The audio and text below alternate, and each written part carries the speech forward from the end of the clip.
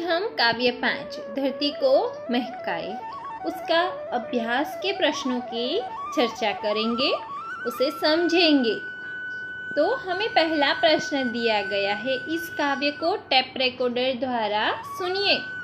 तो हमने कल ये काव्य सुना था और समझा था, तो आपको ये काव्य फिर से दोबारा बार बार सुनना है और याद रखना है।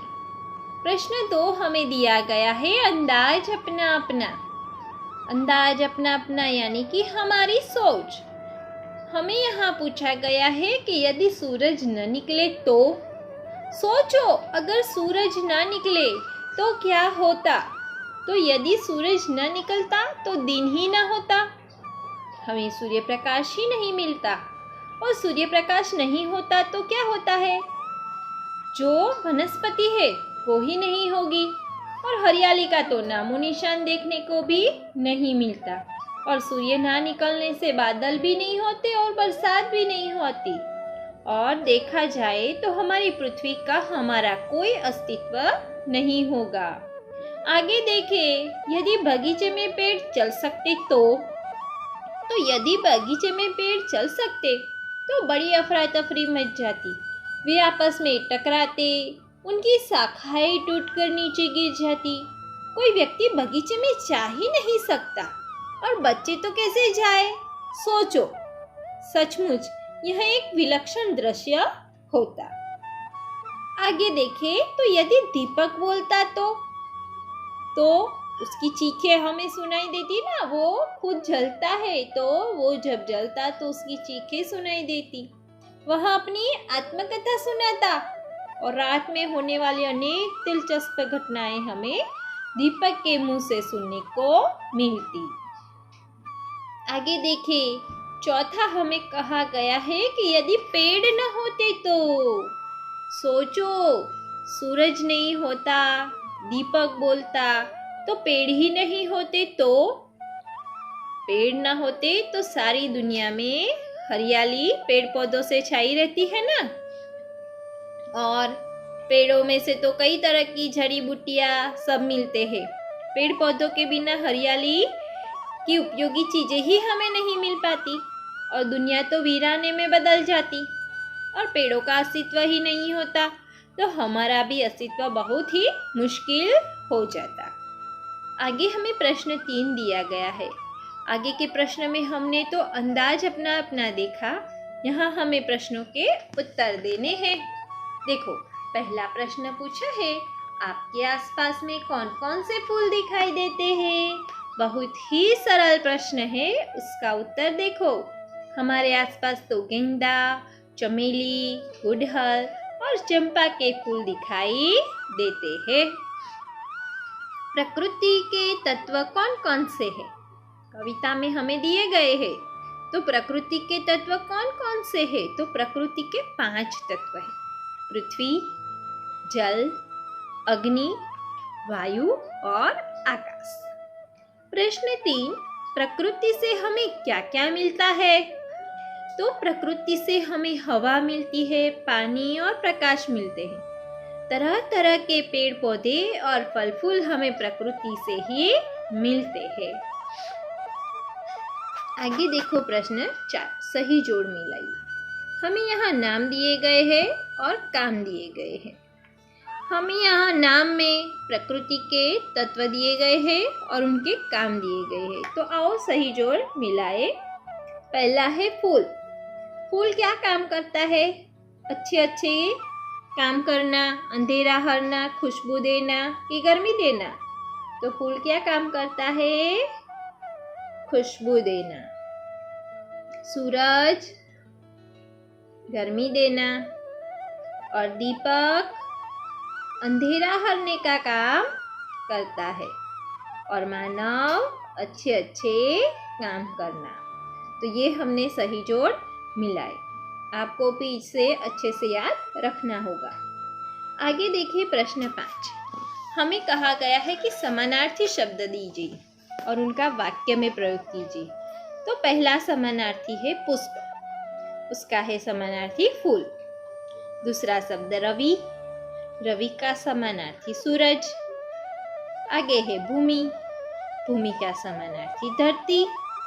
मानव, मानव का इंसान और दिया का दीपक।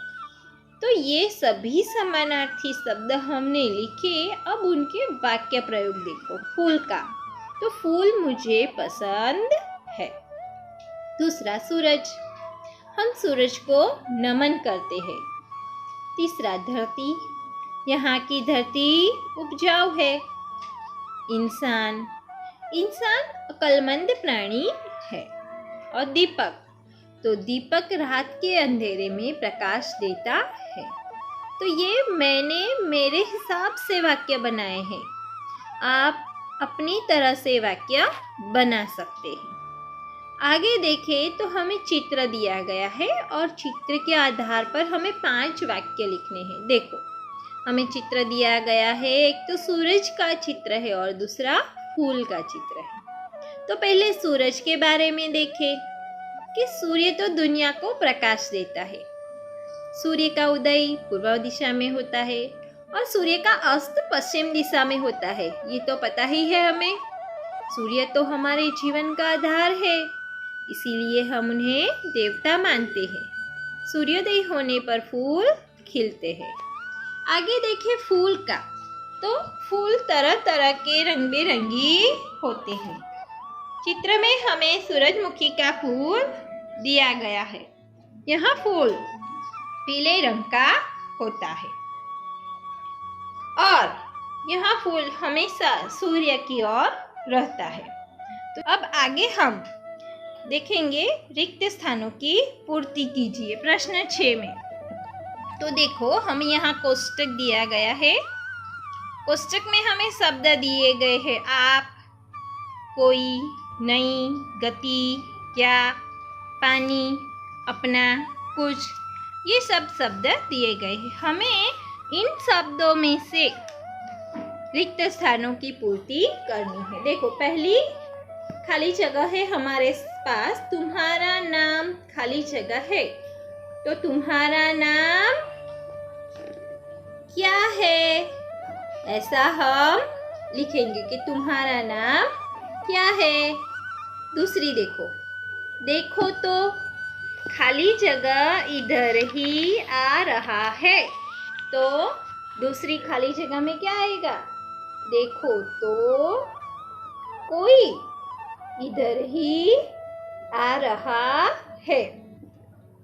तीसरी खाली जगह, खाने के लिए खाली जगह तो दे दो, बहुत भूख लगी है, तो खाने के लिए कुछ तो दे दो, बहुत भूख लगी है। चौथी खाली जगह देखिए, मैंने खाली जगह काम पूरा कर दिया, तो मैंने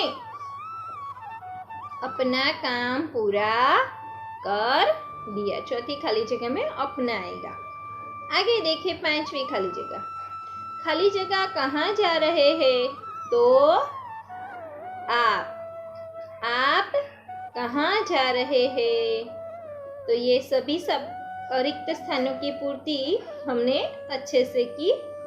अभी हम आगे प्रश्न 7, हमें कुछ शब्द दिए गए हैं। उन शब्दों को हमें ऊंची आवाज में पढ़ना है और समझना है। तो मैं शब्दों को पढ़ती हूँ, आप मेरे साथ उसे दोहराना। प्रमाण, सूक्ष्म, कार्यक्रम, ग्रहण, ड्रामा, ट्रेन, श्रृंगार, शरतचंद्र, राजेंद्र, कवयित्री, श्रेष्ठ। तो ये सभी शब्दों को हमें समझना है और याद रखना है। ये थे हमारे अभ्यास के प्रश्न, जिन्हें हमने अच्छे से पढ़ा और समझा। तो आगे हम स्वाध्याय की चर्चा करेंगे। तो स्वाध्याय के प्रश्न में हमें दिया गया है प्रश्न 1, प्रश्नों के उत्तर लिखिए। तो पहला प्रश्न है, फूलों से हमें क्या सीख मिलती है? तो फूल हमेशा खुश रहते हैं। आंधी और वर्षा को वे हंसते हंसते सहते हैं। उनसे हमें यह सीख मिलती है कि हमें प्रत्येक स्थिति में खुश रहना चाहिए और कठिन से कठिन परिस्थितियों का भी हंसते हंसते सामना करना चाहिए। दूसरा प्रश्न है, सूरज की किरणें क्या करती है?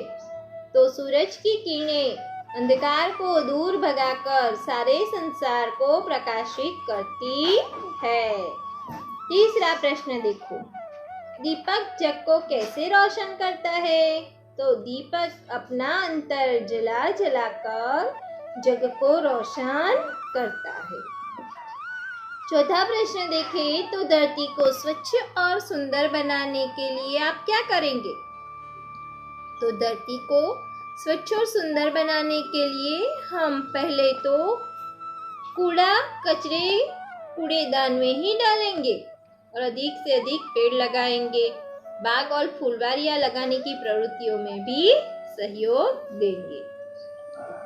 पांचवा प्रश्न, जग में नाम कमाने के लिए हमें क्या करना चाहिए? तो बहुत ही सरल है।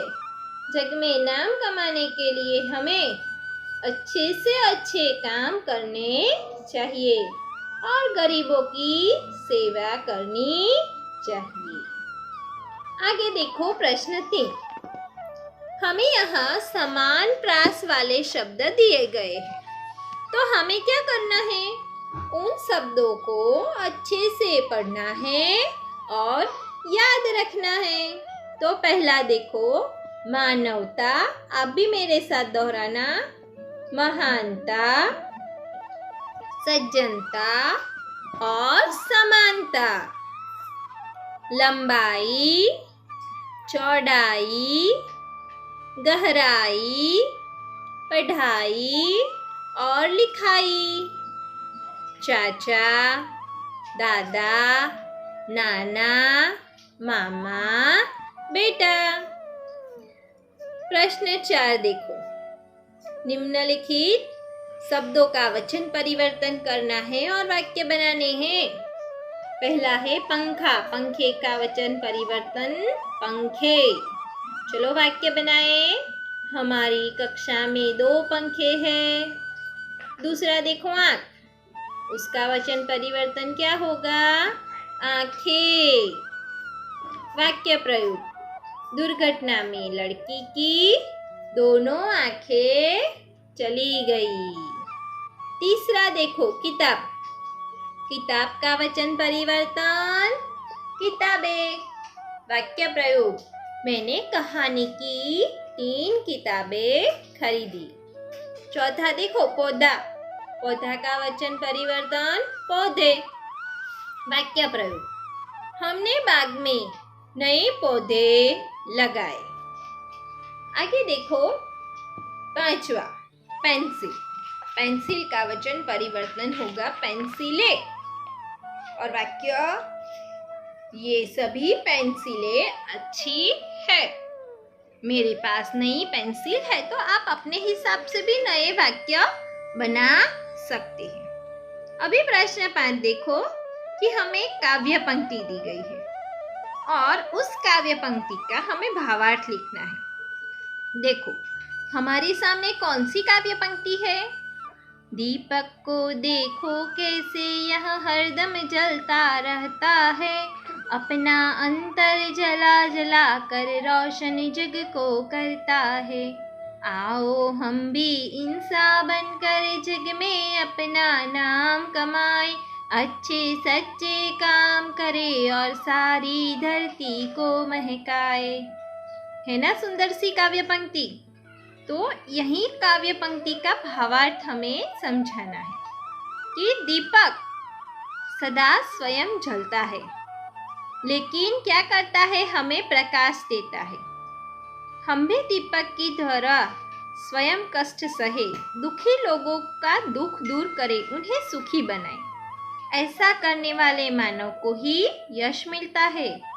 दिल के सच्चे और अच्छे काम करने वाले लोग ही दुनिया को सुंदर और सुखमय बनाते हैं।